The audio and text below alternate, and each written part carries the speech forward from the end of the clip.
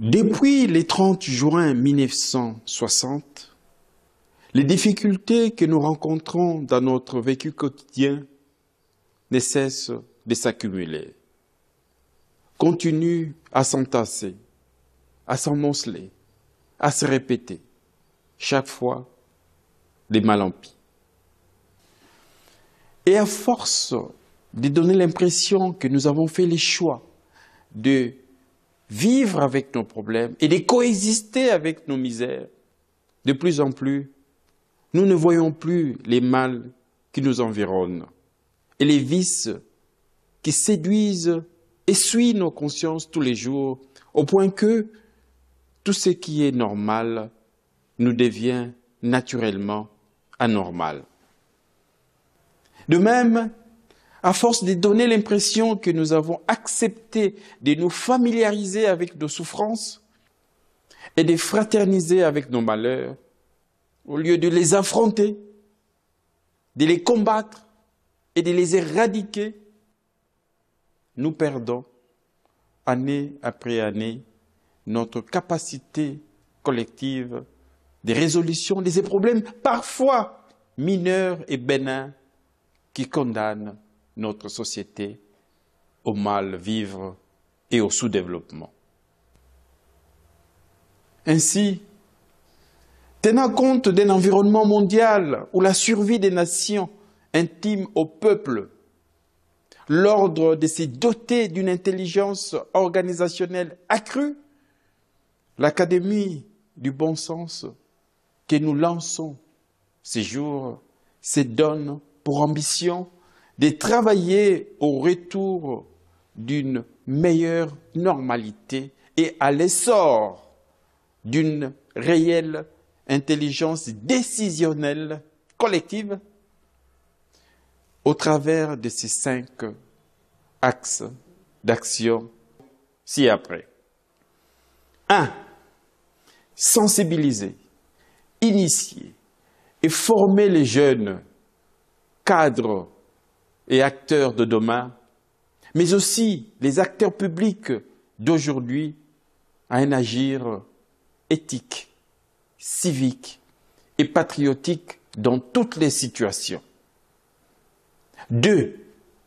Proposer des formations pratiques en intelligence décisionnelle pour améliorer la capacité des acteurs publics à résoudre les problèmes de la société.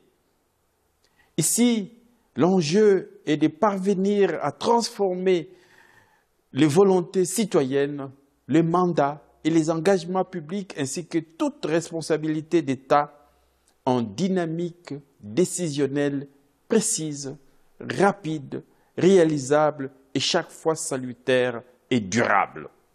Pour développer cette culture socio-cognitive, nous devons d'abord et avant tout admettre et faire admettre qu'en politique, la décision est une science. 3. Exhorter et aider les partis et les regroupements politiques à se doter impérativement d'un code des militantismes cognitifs, scientifiques et civiques, ainsi que d'un guide des conduites citoyennes vertueuses. 4. Sensibiliser les administrations publiques de la rue au sommet de l'État, les entreprises privées et les organisations associatives à la nécessité de se prémunir d'une charte de comportement agile et éthique au travail. 5. Sensibiliser l'État et l'aider à soumettre le monde du travail public, privé et associatif à l'impératif de la responsabilité sociétale des organisations.